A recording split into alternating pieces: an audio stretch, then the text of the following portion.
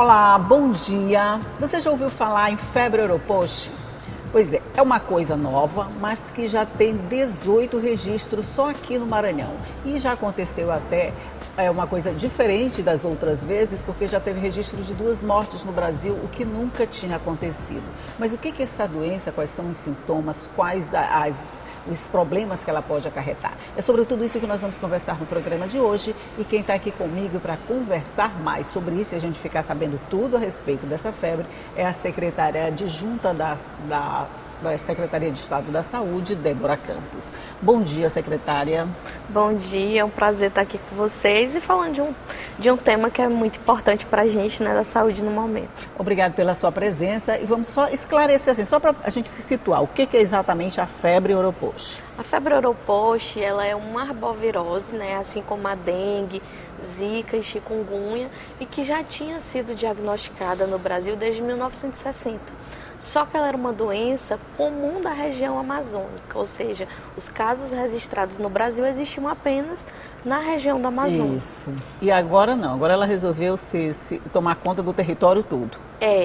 Ano passado o Ministério da Saúde começou a observar o aumento do número de casos na região, né, amazônica, e ainda hoje é onde a gente tem o maior número de casos, né, principalmente no Amazonas e Roraima, é onde tem o maior número de registros de 2024, e a gente começou a fazer a vigilância laboratorial da febre Europost nos demais estados, que foi quando a gente começou a ter a confirmação dos casos de Europost. Quer dizer, ela saiu da região amazônica, mas ela não está aqui só nas redondezas, não. Ela já se espalhou pelo Brasil inteiro? Pelo Brasil inteiro. A gente já tem casos confirmados em mais de 20 unidades federativas. E você estava me falando que nunca tinha havido mortes, né? Nunca tinha sido registrado morte. Agora já houveram 2 mortes.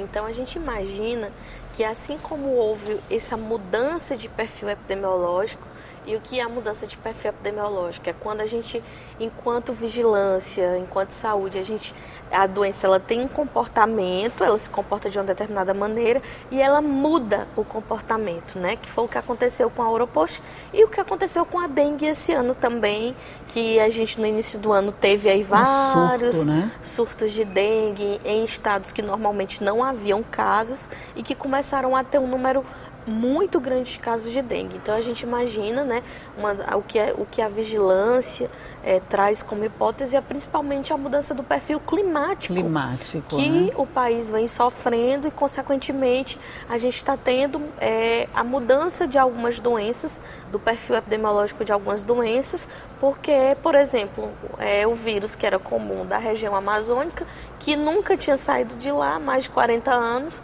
agora vem se espalhando para o restante do país. Quer dizer, ele encontrou essas mesmas condições de sobrevivência em vários outros pontos do estado. Exatamente. E corre o risco de, a partir de agora, que ele já se espalhou, ele continuar dentro dessas regiões, ou existe alguma possibilidade dele voltar para o habitat dele natural, que seria a região amazônica? A gente ainda não tem essa resposta, né?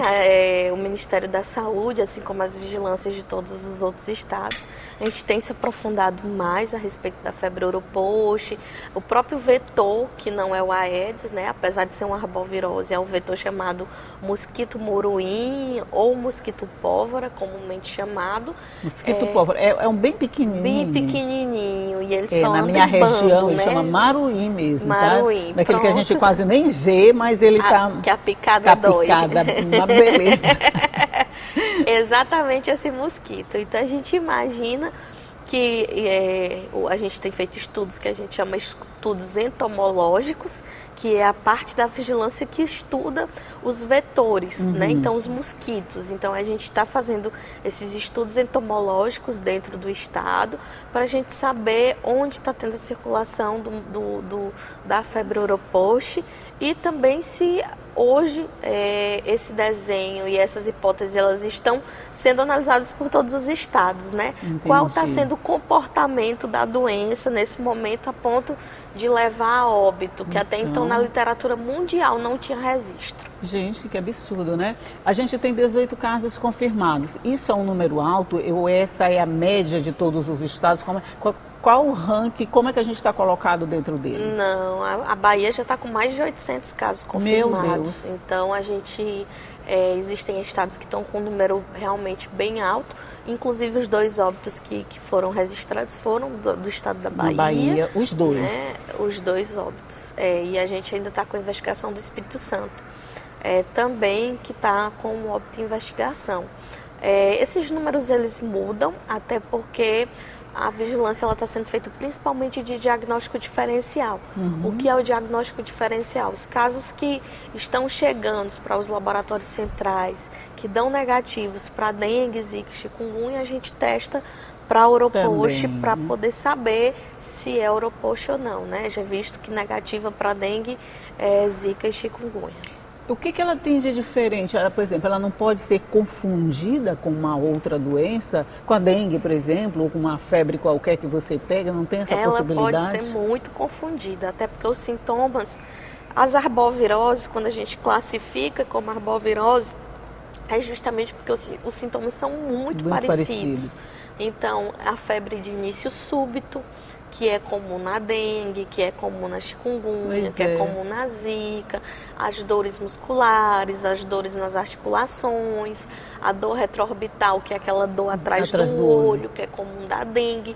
Então, todos os sintomas de Oropost... ela foi pegando todos os sintomas dos outros e foi captando também. Ela é idêntica. Então, o que a gente pode confirmar é através do critério laboratorial e do critério epidemiológico, né, clínico epidemiológico, que é quando a gente faz ali a confirmação dos sintomas junto com a confirmação da circulação do vírus no território. Não tem a possibilidade da gente tomar também um medicamento errado, assim como faz com dengue, que você não pode tomar isso, você não pode tomar aquilo, em caso de suspeita de dengue. No caso da suspeita desta Oropost... Assim como a arbovirose, a gente vai fazer as mesmas orientações, né? Então, a automedicação, ela é um perigo à população, né? Então, é muito importante. A automedicação em qualquer sentido, em qualquer sentido. Então, assim, tomar um remédio indiscriminadamente sempre vai ser um perigo a pessoa, né, que toma.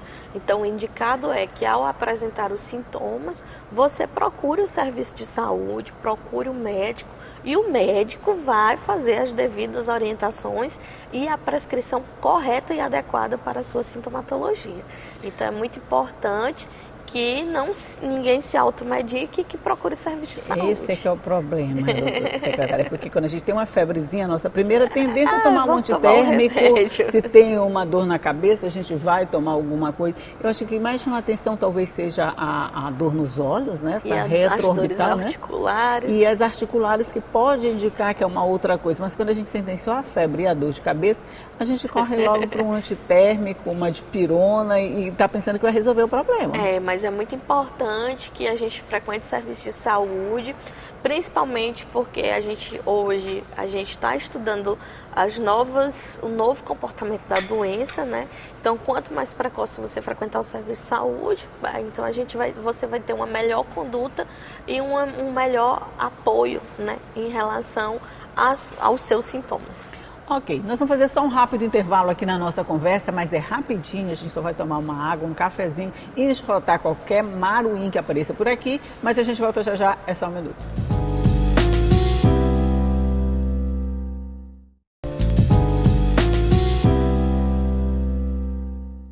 Já estamos de volta conversando aqui sobre essa novidade na parte da saúde, a febre Oropost, que já tem 18 registros aqui no Maranhão, já tem registro de mortes em outros estados, e eu estou conversando com a secretária adjunta da Saúde, a Débora Campos. A exemplo de outras doenças da família dela que ela já adotou, né? Que é a dengue, a zika, a chikungunya, ela gosta também de locais específicos? Bom, o mosquito muruim, que é o mosquito vetor, né, da febre Oropost, ele gosta de onde tem matéria orgânica em decomposição. Então, ele é comum, por isso que eu acho que ele ficava na região amazônica, né? Então, a gente tem aí um perfil que eles são normalmente comuns em zona da mata, zona rural, né, e a zona silvestre. E a gente chama atenção para lugares onde tem matéria orgânica em decomposição. Então, por exemplo, plantações bananais, onde tem, por exemplo, galinheiros, criações de animais. Então, esses são os lugares predominantes, onde a gente sempre tem ali folhas secas que estão em decomposição. Então, esses lugares, eles são onde a gente tem ali uma maior... É o habitat comum do mosquito maruim, né? Do mosquito pólvora. Então, a gente chama atenção sempre para a população para manter os arredores das casas limpos, né? Então, se você tem quintal, muita árvore frutífera em casa, sempre manter ali limpo o ambiente para que aquelas folhas, as frutas que caiam e que estão em decomposição, elas não possam chamar o mosquito maruim. Não é como a dengue que gosta, o mosquito, o Aedes aegypti que gosta de água, essa coisa não. Ele gosta de coisinha mais seca, mais... Ele gosta de comida, né? Ele gosta de comida, certo. E aqui no Maranhão tem alguns pontos onde a atenção da secretaria é mais, vamos dizer, mais intensa, que chama mais atenção? Então, a gente é Amazônia Legal, então o Maranhão é considerado a Amazônia Legal. Todos os nossos municípios, eles são zonas de mata, a sua grande maioria, né? Então, na verdade, todo o nosso território, ele é um território onde já existe o mosquito maruim. Meu pai. Normalmente. Normalmente, né? Ele já existia. Já existia. O que não existia era a circulação do vírus no território. Ou seja, esse mosquito, ele não carregava o vírus. Né? Então o vírus ele veio. É novidade, né? Agora o vírus, mas o mosquito, todo mundo já conhece o mosquito maruim, né? Então, ele gosta assim quando vai começando a escurecer também, que ele adora picar a gente, no final do né? dia, que é bem comum. As orientações que a gente pede à população sempre é o uso de telas nas suas janelas para evitar que o mosquito entre dentro da residência. A questão do uso do repelente quando você sair, né? E sempre também que possível usar, principalmente gestantes. A gente sempre recomenda que faça esse uso de repelente e manter os ambientes limpos, né? Então é essencial que a gente mantenha os ambientes limpos para evitar que o mosquito fique ali próximo às residências. Esses 18 casos registrados aqui, eles são de São Luís ou eles estão no interior? São de todo o estado. São de todo o estado. A gente Ele é democrático, né?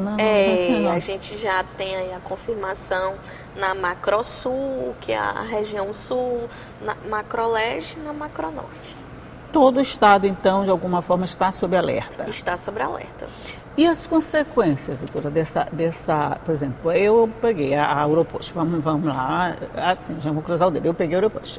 A partir de então, quais são os cuidados que precisa ter para evitar que a gente chegue a casos como esses que já foram registrados na Bahia? Então, da mesma maneira que a dengue, a febre Europost, ela possui o mesmo comportamento, né? E até então, no registro da literatura, a gente, normalmente, os sintomas, eles são de leve a moderados, né? Então, a gente sempre pede para manter, procurar o serviço de saúde, que o médico ele vai fazer as devidas orientações. A equipe profissional vai fazer as devidas orientações a respeito da sintomatologia que o usuário está sentindo. Nem todo mundo vai ter os mesmos sintomas, né? Isso é muito importante a gente ressaltar. E assim como a dengue, a gente faz o monitoramento. Então, por exemplo, dos sintomas leves, a gente pede, tem a devida conduta, sintomas moderados vai ter outra conduta. Então, é importante, cada caso é um caso. É importante que nesse momento você frequente o serviço de saúde, seja acompanhado pela equipe, para que a gente não tenha o possível agravamento da doença, como foi registrado na Bahia, né, onde a sintomatologia desses 2 óbitos evoluíram basicamente da mesma forma de uma dengue grave. Isso se confunde muito com a dengue, demais, né? Se confunde muito. Esses nossos pacientes, eles estão sendo monitorados? Os nossos pacientes, eles já foram curados, né? Graças a Deus. Então, assim, os diagnósticos, eles não evoluíram, a internação não evoluíram, foram sintomas de leves e moderados. Então, não teve nenhuma gravidade nos casos que foram registrados aqui no Maranhão. Agora, a notificação disso é muito importante, né? Porque só através disso que vocês podem desenvolver novas políticas de atuação para evitar, né? Porque se a gente confunde sempre uma febre dessa ou essas dores, esses sintomas mais clássicos, com uma febre normal ou com uma dengue, quer dizer, vocês não vão ter registro disso, não vai ter como debelar, como Exatamente. trabalhar em cima disso, né? É muito importante a notificação, porque a partir do momento que a população ela sente alguma coisa, né, um sintoma e ela procura o serviço de saúde, nós vamos ter a conduta adequada, tanto para prestar atendimento à pessoa, como também para realizar o que a gente chama de vigilância, né? Então, por exemplo, em casos suspeitos, o profissional de saúde ele vai notificar o caso, então a gente vai fazer a coleta dos exames laboratoriais para poder realizar a investigação, confirmar ou descartar o caso. Isso em todos os casos que a gente chama de doenças de relevância em saúde pública. Ok. Nesses casos, a gente tem sempre que procurar uma unidade de saúde. Uma unidade de saúde. É muito importante que a população frequente o serviço de saúde. Porque só através disso também vocês vão ter essa notificação. Se eu sentir a dor, tomar um remédio, ficar em casa, a gente não vai saber, né? A partir de vocês não saberem como vai desenvolver alguma estratégia de combate, né? Exatamente. Então, citando um exemplo, se a gente pega um município como, por exemplo, Santa Rita. Você mora em Santa Rita. Você está apresentando dores nas articulações, febre de início súbito, e aí você diz, eu devo estar com chikungunya. Mas você não frequentou o serviço de saúde, a gente não vai poder confirmar o caso, se é chikungunya, se é febre oroposte, se é dengue. Consequentemente, nós não podemos desenvolver políticas públicas em relação ao agravo, porque a gente não sabe da existência da doença naquele território. Então, é muito importante que a população frequente o serviço de saúde nos ajude a fortalecer o SUS. Na notificação para ter a identificação, né? Exatamente. E até porque nem todo mundo ainda sabe da existência da oroposte, né? É uma coisa muito nova ainda, a gente vai confundir sempre com o que a gente já conhece, a dengue, a zika e a chikungunya. A gente vai acabar confundindo e vai acabar sabendo que a gente sabe tratar e fica em casa. Exatamente. Aí complica tudo. Mas não. O conselho que a gente dá, então, é procurar uma unidade básica de saúde, em qualquer município tem, né? Exatamente. A Secretaria de Estado da Saúde vem fortalecendo a vigilância em todo o estado do Maranhão. Nós estamos realizando pesquisas entomológicas junto com pesquisadores, né, da Universidade Federal do Maranhão, que tem nos ajudado para que a gente possa identificar a oroposte, né, onde está circulando dentro do território, para que a gente possa fortalecer as medidas de prevenção e controle a respeito da doença. A gente chama a atenção e ressalta que a doença ela tem tido alguns comportamentos por causa de mudanças climáticas. A gente pode ter aí a mudança também a respeito de vetor, e todas as unidades federativas, né, do Brasil têm se mobilizado para conhecer um pouco mais a respeito do que está acontecendo. Então, a gente tem compartilhado muitas experiências, vendo o que cada um está fazendo, para que a gente possa ter aí a melhor tomada de decisão em conjunta a nível de Brasil, né, junto com o Ministério da Saúde. E a gente precisa do apoio da população que frequente o serviço de saúde quando tiver sintomatologia, para que a gente também possa apoiar a população da melhor maneira. Pronto, o recado está dado. Sentiu alguma coisa? Vai na unidade básica de saúde, vai perguntar para o médico, só ele vai saber a orientação certa para você. Então não custa nada, não se medica em casa não. Automedicação, e não é só nesse caso, a automedicação é sempre um risco para a saúde, a gente sempre fala disso aqui, é um risco para a saúde, então se pode pegar o caminho certo, pega o caminho certo que ficava melhor. Débora Campos, secretária adjunta da Saúde, muito obrigada por sua participação aqui no Café hoje. Sempre é um prazer estar aqui com vocês, né? E é muito bom esclarecer e tratar de informações verídicas, né? Importante à população. Muito obrigada. Ok, muito obrigada. Bom dia para você aí do outro lado, que já sabe que todo dia a gente está aqui com notícias, com informação, com novidades como essa febre, para você sempre ficar bem informado. Informação é tudo, você já sabe, né? Então, tchau e até a próxima.